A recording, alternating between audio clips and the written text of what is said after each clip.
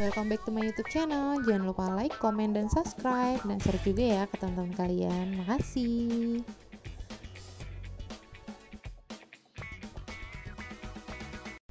Nah, ini Aksa udah siap nih. Udah pakai helm, udah pakai jaket, udah pakai sepatu. Nah, ini kita lagi nunggu dipanggil sama dokter. Lumayan lama ya guys ternyata di rumah sakit ini. Jadi ini tuh rumah sakit Kasih Ibu Solo, kita dirujuk ke sini. Aksa yang dirujuk ke sini. Ini lumayan lama nunggunya.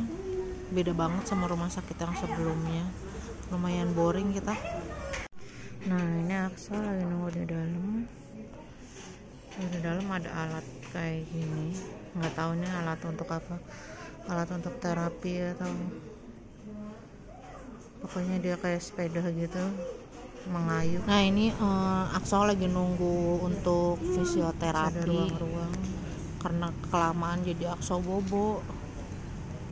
Nah, ini kita lagi menghadiri kelas balita. Aku sama Aksa lagi nunggu, teman-teman yang lain belum datang. Kita lagi nunggu di depan. Nah, ini daftar absennya. Ini udah mulai ada ibu-ibu yang datang.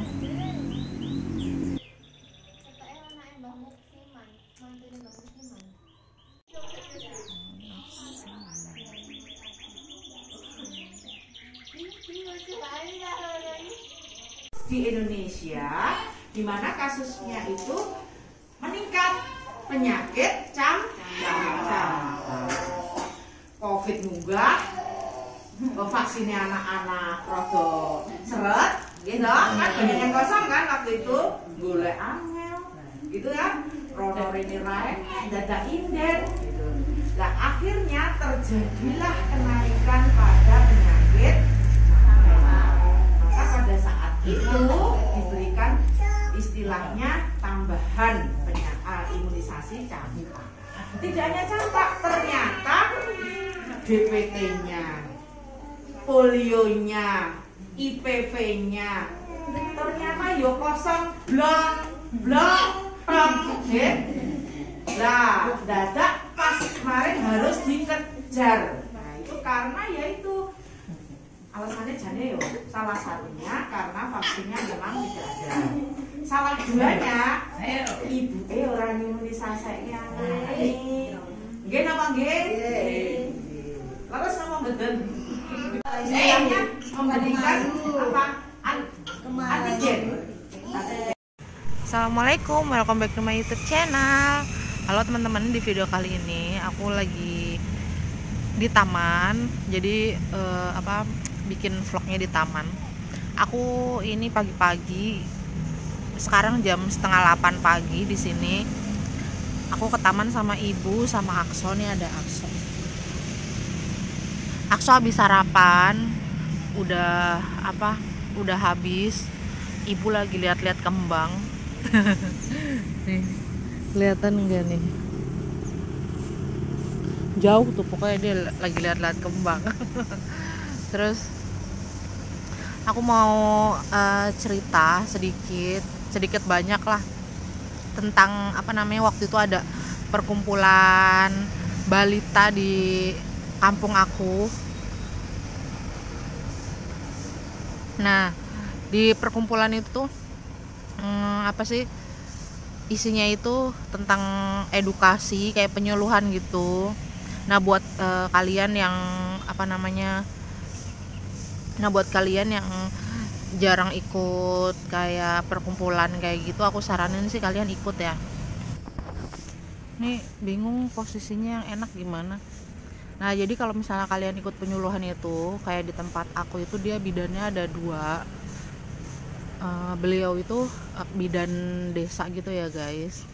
Nah, nanti di situ tuh bisa nanya-nanya gitu kan tentang masalah atau apa kayak gitu. Nah, kalau misalnya aku waktu pas Aksa lahiran itu kan dia kan kuning ya, lahiran di rumah sakit, aku sesar, Aksa tuh kuning dan disinar, makanya aku 24 jam itu ketemu Aksa jarang banget karena Aksa harus disinar di ruangan khusus bayi, dan aku dibolehin ketemu itu berapa jam sekali kayak gitu untuk nyusuin Aksa. Nah, sebenarnya waktu Akso. Nah ini aku ganti tempat, tadi di sebelah sana, ini aku pindah. Nah aku tuh waktu pas Akso baru lahiran kan kuning, terus harus disinar kayak gitu kan. Nah sebenarnya sebelum lahiran itu, sebelum sesar, ASI aku tuh udah ngerembes guys, udah keluar. Nah terus nggak tahu kenapa pas si Akso disinar itu ASI aku tuh susah banget. Aku kan bawa pompa ASI ya, itu susah banget, bener-bener nggak keluar sama sekali kayak gitu. Nah terus aku kan nanya sama bidannya kan, aku bilang kalau misalnya sesar itu apakah bikin bayi kuning kan gitu kan. Terus misalnya enggak, terus cara ininya gimana, cara mengatasinya biar nggak kuning gitu kan, yang namanya untuk pengalaman selanjutnya gitu. Nah terus bidannya itu bilang, katanya sesar itu nggak bikin bayi kuning, buktinya banyak kok ibu-ibu sesar lainnya tapi bayinya baik-baik aja, nggak kuning. Terus kemudian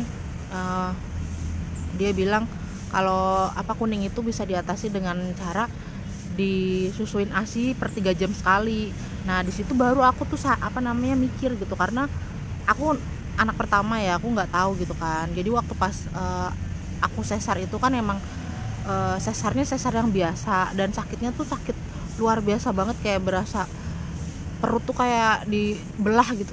Emang dibelah sih, perut tuh kayak dipotong gitu loh, sumpah bener-bener perih, sakit banget, sakitnya sampai aku tuh nangis. Itu pas biusnya baru abis tuh aku bener-bener nangis terus, aduh sakit, pokoknya sakit, aku nggak berani bergerak sama sekali saking sakitnya kan.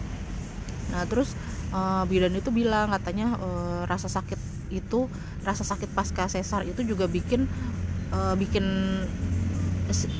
aku stres, terus ASInya jadi berkurang kayak gitu. Itu juga bisa bikin salah satu faktor kayak gitu, yaitu rasa sakit itu bisa bikin ASI ASI susah tuh, yaitu salah satunya. Terus yang kedua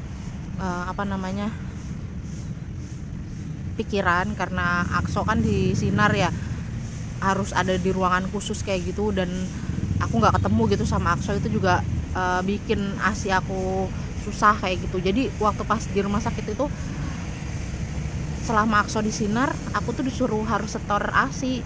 Lagi mana mau setor ASI, aku mompa aja susah banget, bener-bener susah banget. Aku mompa sampai sakit banget, payudara aku tuh gak keluar sama sekali, netes pun enggak gitu kan. Nah terus habis itu jadi aku sama sekali nggak bisa setor ASI kan ke Akso.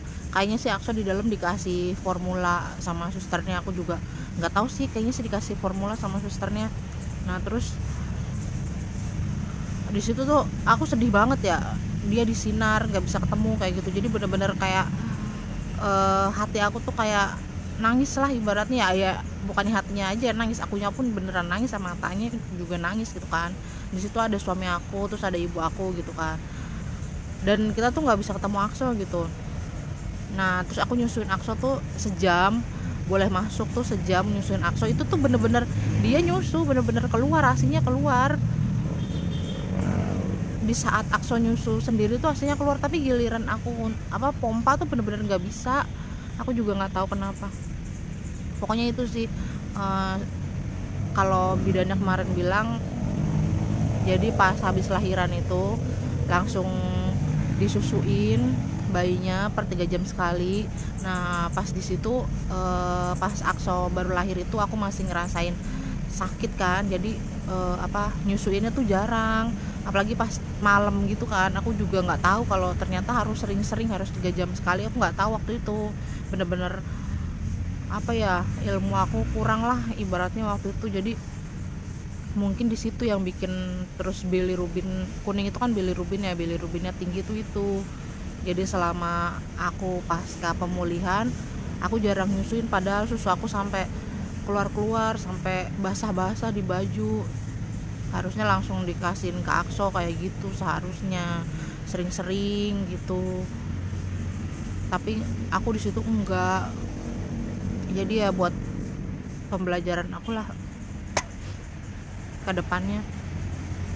jadi ibaratnya tahu gitu untuk apa, ibaratnya kayak gitu tuh sepele gitu, orang tua pun tahu lah ibaratnya susuin kayak gitu, tapi aku di situ nggak tahu. Ya pokoknya banyaklah ilmu yang aku dapat dari kelas balita kemarin, terus nanya segala macem ibaratnya kayak gitu.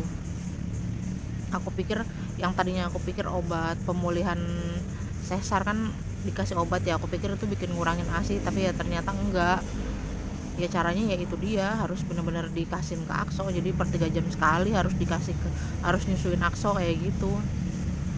Tapi itu nggak aku lakuin karena aku nggak tahu, karena aku ngerasain sakit, jadi kayak mikirin kesakitan, mikirin apa ya, rasa sakit aku sendiri gitu loh. Makanya apa, kalau kalian mau sesar kayak gitu kan, bukannya kalau mau sesar, ibaratnya kalau semisalnya kalian menjalani operasi sesar kayak gitu harus apa, dipilih-pilih dulu, harus konsultasi dulu sama dokternya, pilih sesar yang sekarang tuh ada sesar RKAS kayak gitulah, kalian bisa googling, dia tuh minim rasa sakit, jadi nggak nyampe lama juga nginepnya. Pokoknya ada RKAS, nggak tahu lah tuh apa namanya, bacanya gimana, pokoknya tulisannya ERCAS kayak gitu ya. Kayak gitulah pengalaman aku, nyampe akhirnya aku nggak bisa ngasih full ASI ke akso. Pokoknya kalian yang bisa ngasih full ASI ke anak kalian harus semangat, walaupun ASInya sedikit, kasih terus, jangan terus beralih ke formula kayak gitu kan. Pokoknya kasih terus sesering mungkin, pokoknya sesering mungkin lah, yaitu paling lama 3 jam sekali, tapi paling apa namanya, kalau bisa sejam sekali ya nggak apa-apa. Mungkin kalau anaknya emang pengen nyusu terus, cuma akso tuh kan tidur terus waktu itu pas bayi ya, kata bidannya kalau bayi kan emang tidur terus kan, harus dibangunin kayak gitu.